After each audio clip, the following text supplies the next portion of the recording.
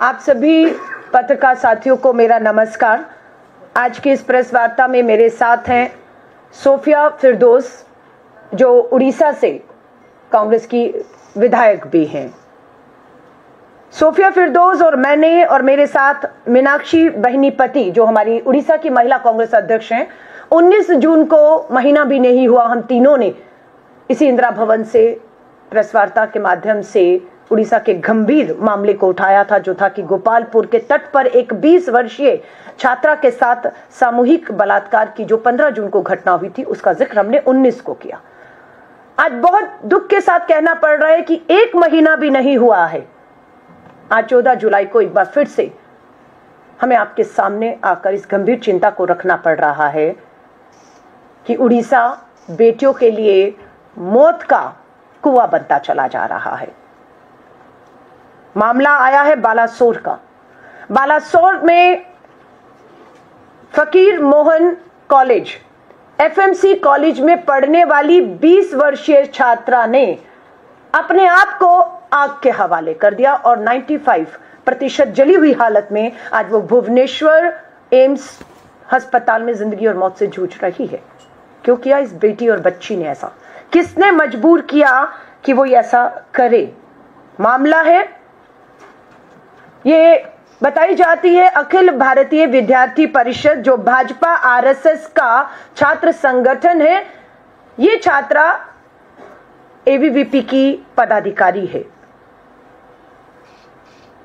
फकीर मोहन कॉलेज की बीएड की छात्रा है।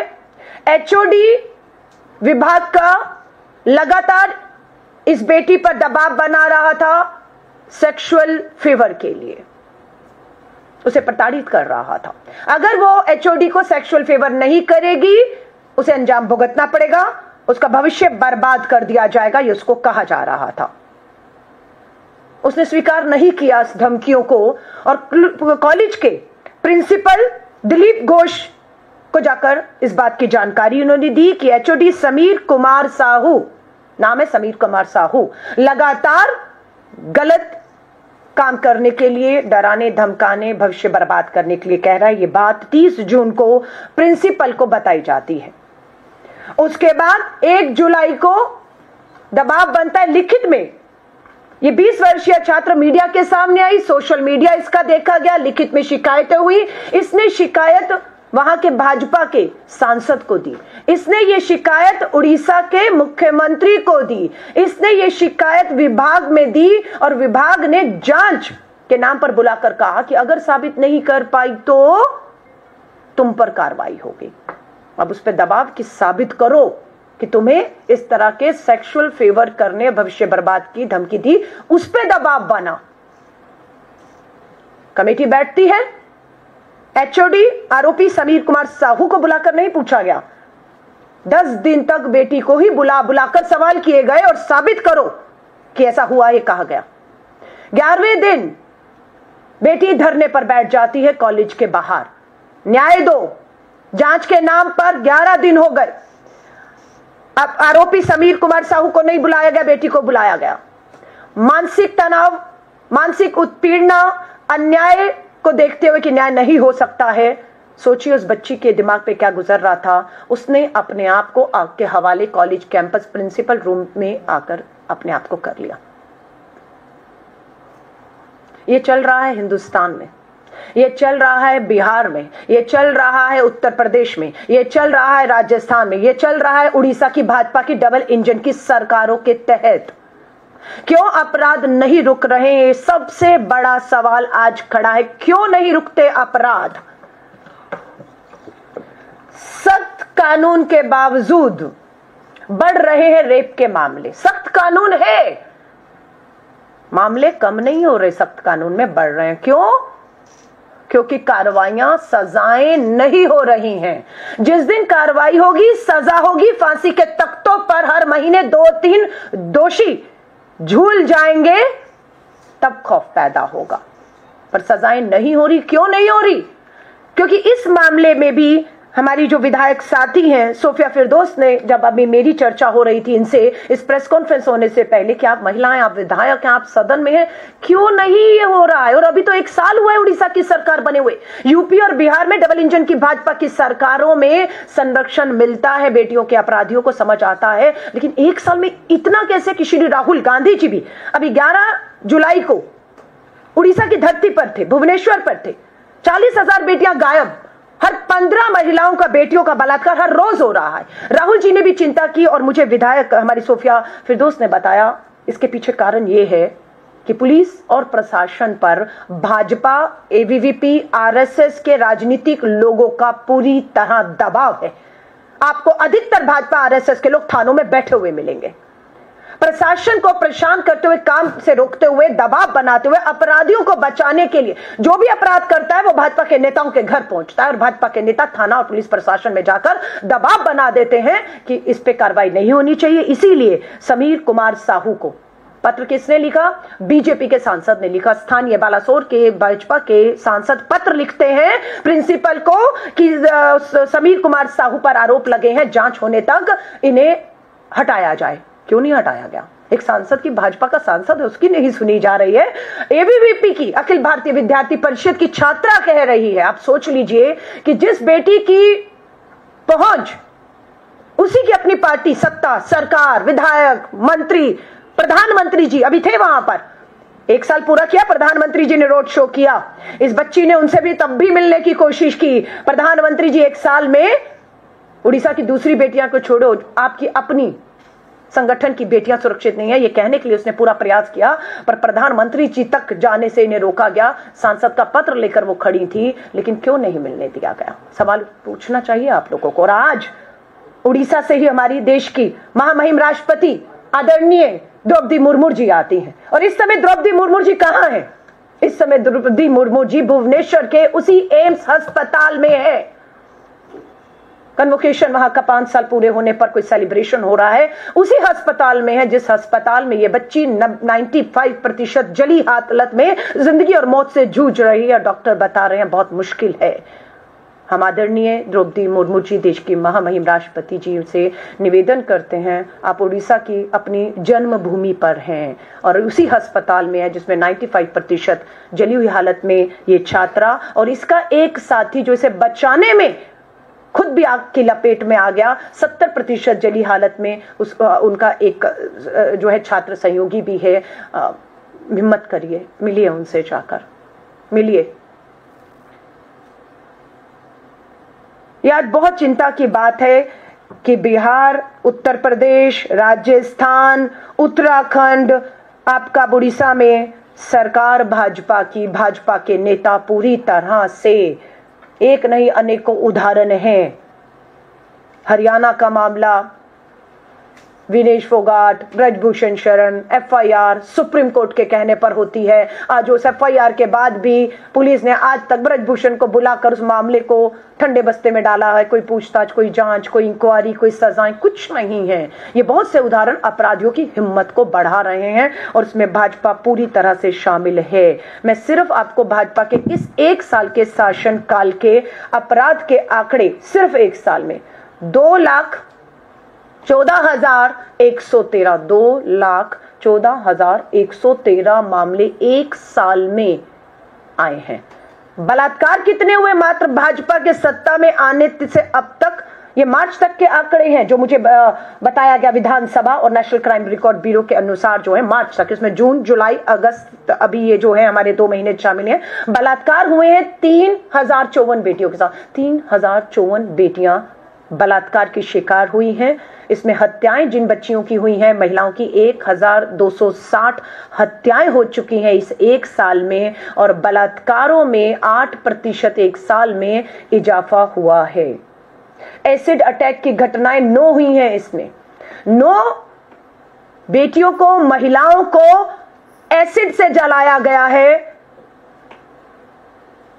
कोई कार्रवाई नहीं है। सरेआम एसिड बिक रहा है, अपराधी खरीद रहा है, डरा रहा है, धमका रहा है। बेटियां अगर डर धमकाई में नहीं आ रही तो उन पे एसिड फेंक दिया गया। 9 बेटियां झुलसी हुई अपना इलाज करा रही हैं। आज सरकार बताए कितनों को सजा मिली। कितनी बेटियों को आपने मुआवजे देकर, वकील देकर, उनकी जिंदगियों को, अस्पतालों में जो जिंदगी मौत से लड़ रही है, आपके क्या प्रयास है? आज देश के प्रधानमंत्री जी से हम सवाल करते हैं, जो 1 साल का जश्न पे वहां थे, लेकिन अखिल भारतीय विद्यार्थी परिषद की इस छात्रा की गुहार सुनने के लिए उनके पास समय नहीं था। आज महामहिम राष्ट्रपति जी, आप उड़ीसा के भुवनेश्वर के एम्स में हैं, आप उस बच्ची को मिलेंगी या नहीं मिलेंगी? न्याय मिलेगा या नहीं मिलेगा, बताइए। आज पीठ थपथपाई जा रही है जब बच्ची ने अपने आप को, बच्ची झूठ बोल रही है,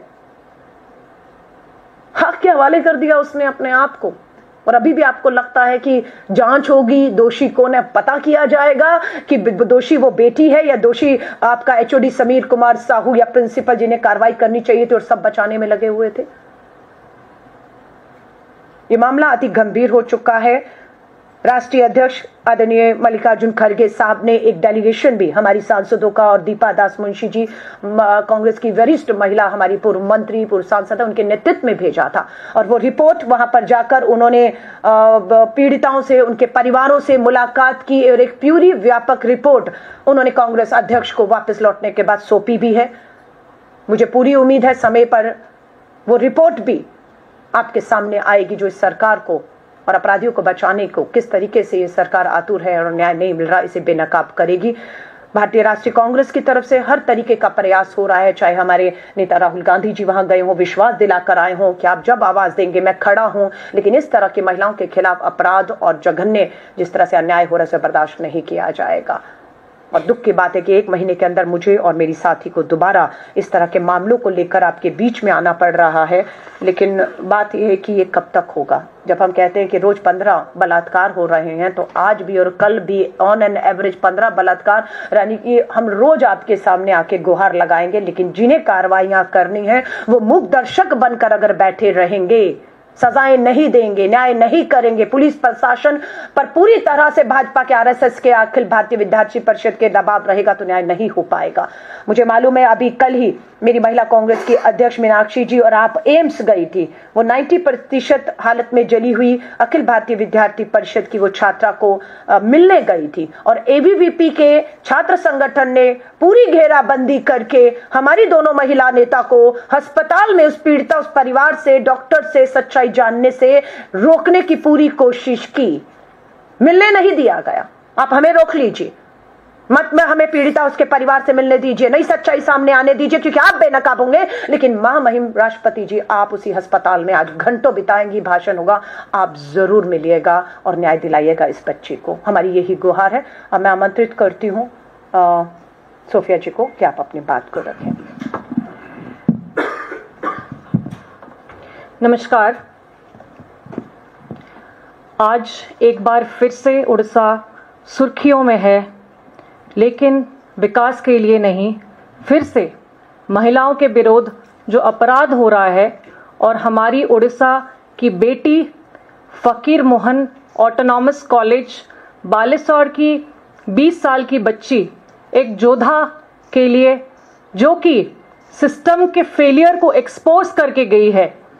आज उड़ीसा की बेटी के हिसाब से, एक जन प्रतिनिधि के हिसाब से, मैं आज आप लोगों के सामने केवल निंदा करने के लिए यहाँ नहीं बैठी हूँ, लेकिन मांग कर रही हूँ न्याय के लिए। उसके साथ सिस्टमिक जो रिफॉर्म और अकाउंटेबिलिटी होनी चाहिए, उसकी मांग करने के लिए आज दिल्ली में आई हूँ।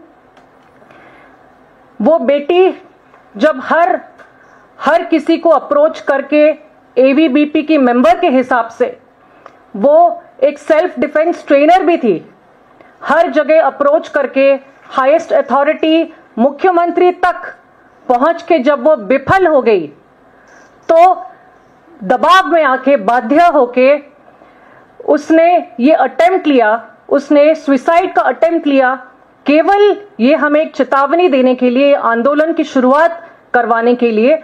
वो लड़की ने कॉम्प्रोमाइज नहीं किया, वो लड़की ने सरेंडर नहीं किया, उसने कोई दबाव उसके ऊपर काम नहीं करा, लेकिन वो अपना जान देने के लिए चली गई, लेकिन सरेंडर नहीं की वो। तो वो एक चेतावनी देके गई है। हमारे उड़ीसा का जो सिस्टम में जो फेलियर है, सिस्टम में जो करप्शन है, करप्ट एंड फेल सिस्टम को आज हम सबके सामने एक्सपोज करके गई है।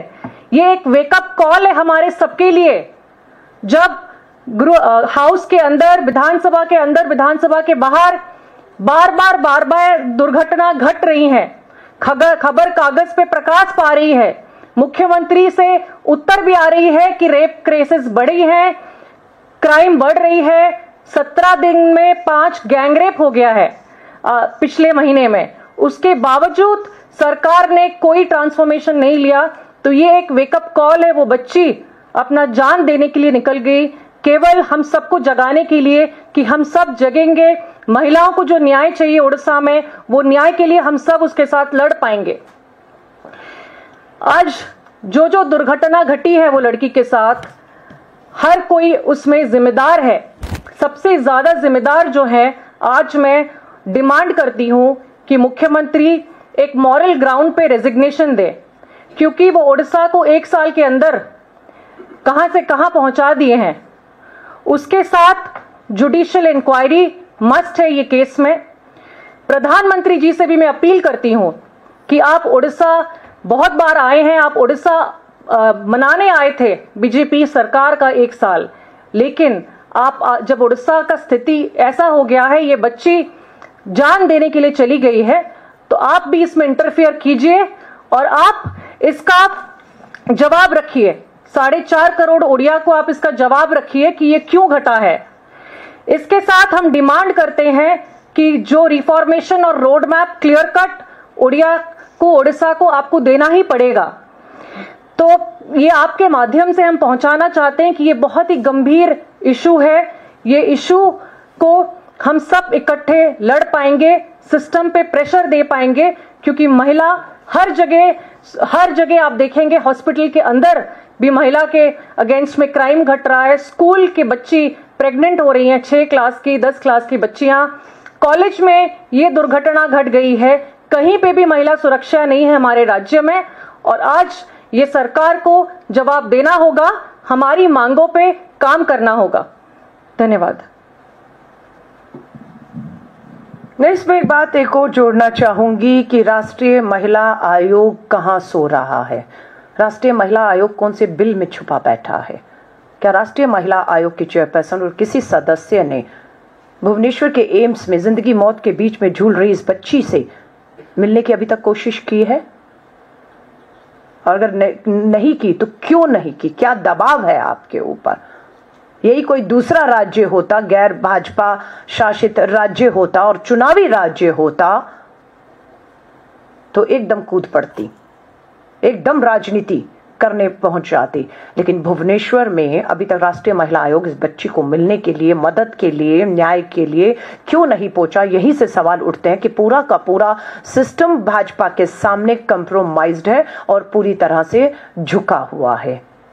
मुझे याद है राजस्थान के चुनावों में प्रधानमंत्री जी ने चुनावी रैलियों में महिला सुरक्षा के मुद्दे को बहुत बढ़ चढ़ कर राजस्थान में उठाया था। इवन कि पूरे देश के चुनाव जब हुए थे, निर्भया के बाद 14 के चुनाव में लाल किले की प्राचीर से बेटी बचाओ के नारे दिए और निर्भया के आंदोलन पे राष्ट्रपति भवन तक घुस गया थे आंदोलनकारी। हाथ ढूंढ रहे हैं, कहां हैं वो लोग सब? क्यों चुप हैं आप?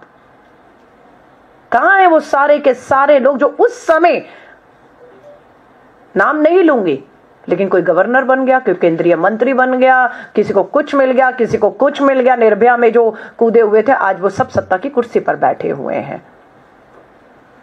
राष्ट्रपति शासन लगाने की मांग कही थी राजस्थान के में महिलाओं की स्थिति के ऊपर। प्रधानमंत्री जी का इतना जो है वो सिंदूर खोल रहा था, माफी चाहूंगी, खून खोल रहा था।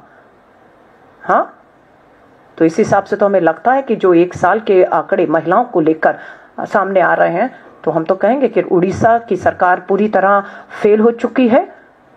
मेरी साथी ने कहा मुख्यमंत्री को इस्तीफा देना चाहिए। मुझे तो लगता है कि वहां पर राष्ट्रपति शासन लगा देना चाहिए। वहां की सरकार पूरी तरह से फेल हो चुकी है। खाली एक मुख्यमंत्री के इस्तीफे से नहीं होगा। ये प्रधानमंत्री जी जो राजस्थान में मांग कर रहे थे, अगर उसी मांग को मैं उड़ीसा के लिए दोहराती हूं तो वो मांग गलत कैसे हो सकती है? धन्यवाद। आप पत्रकार साथियों का कोई सवाल हो? हाँ जी, वो चलाना था, हमें चलाना है वो वीडियो। हाँ, एक वीडियो है वो भी हम आपके सामने यहाँ पर चला रहे हैं। No about that video, you want to explain it? You want to explain that video or just ये वीडियो में बच्ची जलती हुई दिख रही है। उसके साथ बच्ची ने मीडिया को एड्रेस भी किया था कंप्लेंट लॉन्च करने के बाद इंटरनल कंप्लेंट कमेटी को, जो आपको दिखने को मिलेगा। अभी बहुत नाजुक है उसका कंडीशन।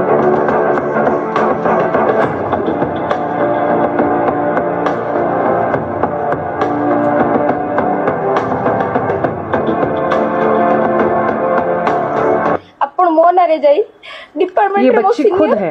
हाँ मो बेचमेंट को मो विरोध रे कोई तांको ठु एप्लिकेशन लिखिकी मो नारे सिग्नेचर मारी अपन प्रिंसिपल को मो एग्नेस्ट रे अपन एप्लिकेशन देले। तापरे मते समस्त एक घरे करिसंती। मो सांग माने बहुत कथा पचारसंती। काली मते कॉलेज रे ना नहुनी किंतु किछि अध्यापिका मते चेष्टा करछन मो स्टेटमेंट चेंज करिया पई। मते कहिसंती सार एमती नहंती सेमती नहंती।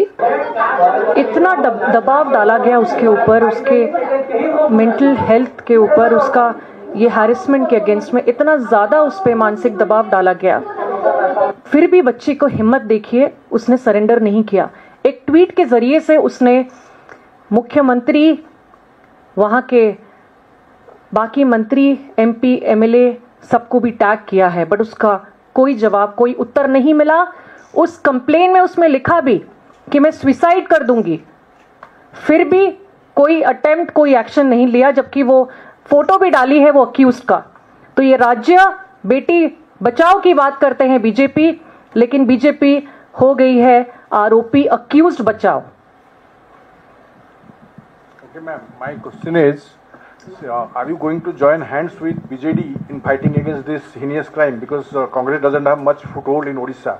So in this great cause, are you ready to join hands with BJD to fight against BJP?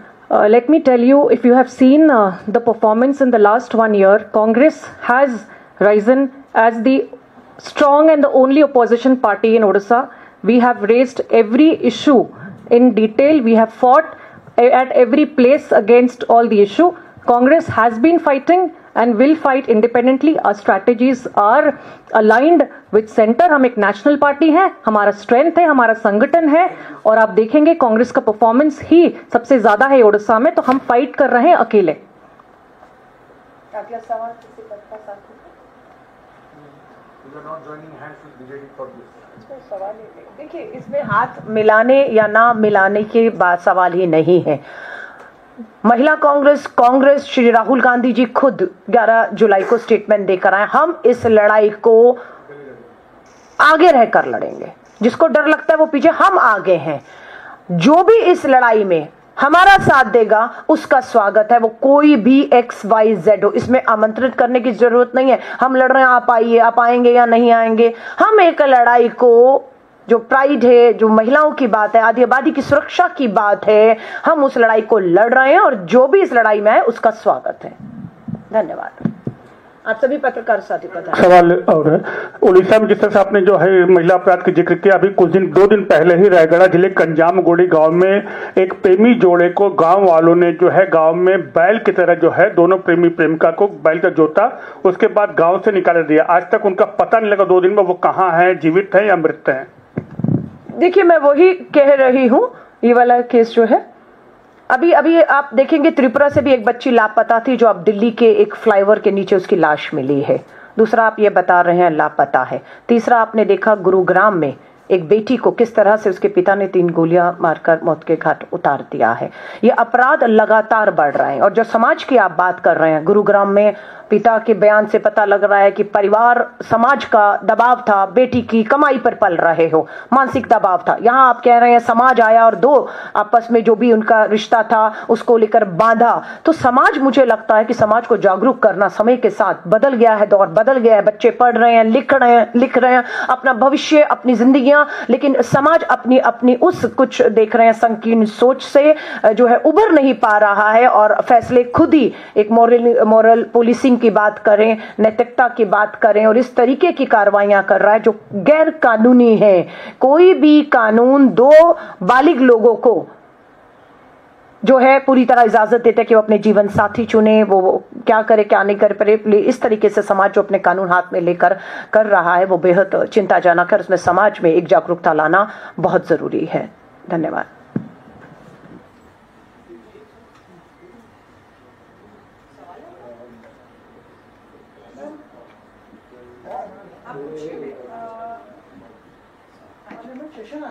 हाँ जी, हाँ जी।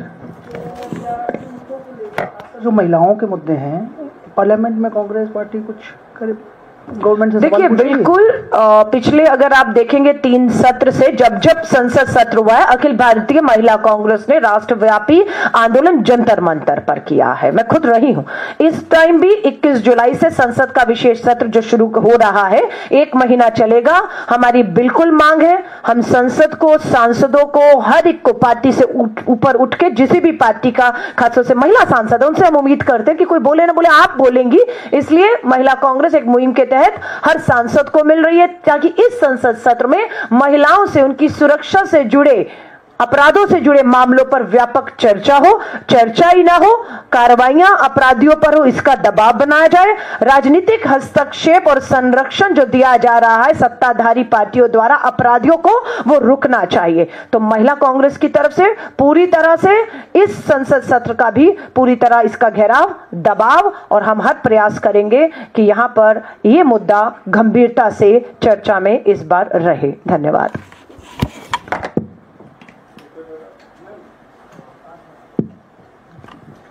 Thank you ma'am. हम देखते हैं अक्सर हिंदुस्तान में पुराना इतिहास रहा है कि जब भी महिलाओं के साथ कोई इस तरह का अपराध होता है तो पुलिस बहुत तेज एक्शन लेके एफआईआर दर्ज करती है, अरेस्ट करती है। लेकिन पिछले कुछ वक्त से देखा जा रहा है उत्तर प्रदेश में भी, और अब स्पेशली जब उड़ीसा का ऐसा मामला आया, पुलिस कहाँ फेल हो जाती है मैम? क्या प्रेशर है, किस तरह का सिस्टम है, ऐसा क्यों हो रहा है कि एफआईआर दर्ज होने में टाइम लगता है? एक लड़की जो कंप्लेन कर रही है सब जगह जाके, उसके बावजूद भी उसकी कंप्लेंट सुनी नहीं जा रही और उसको अपने आप को आत्मदाह करने की नौबत तक आ गई।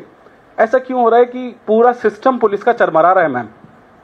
देखिए, मैंने फिर कहा, पुलिस प्रशासन पे पूरी तरह से सत्ताधारी राजनीतिक दल जो डबल इंजन चल रहा है, दिल्ली से भी दबाव बनाते हैं, वहां से भी दबाव बनाते हैं पुलिस पर।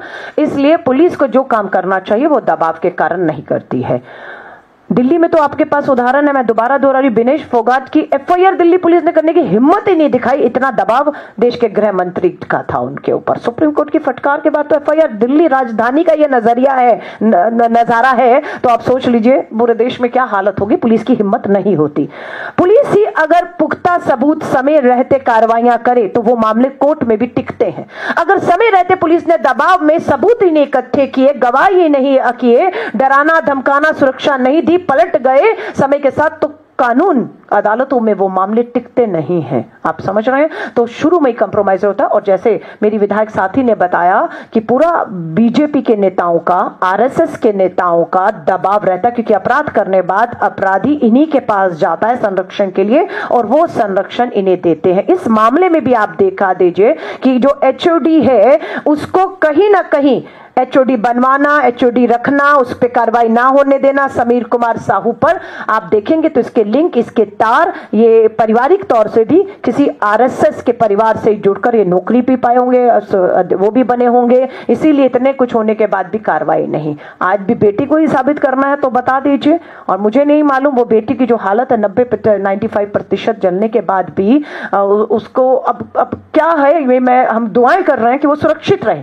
वो ठीक रहे। लेकिन आपको भी मालूम है 95% जलने के बाद अभी भी आप कहेंगे कि बेटी साबित करें इंक्वायरी कमेटी के आगे आकर।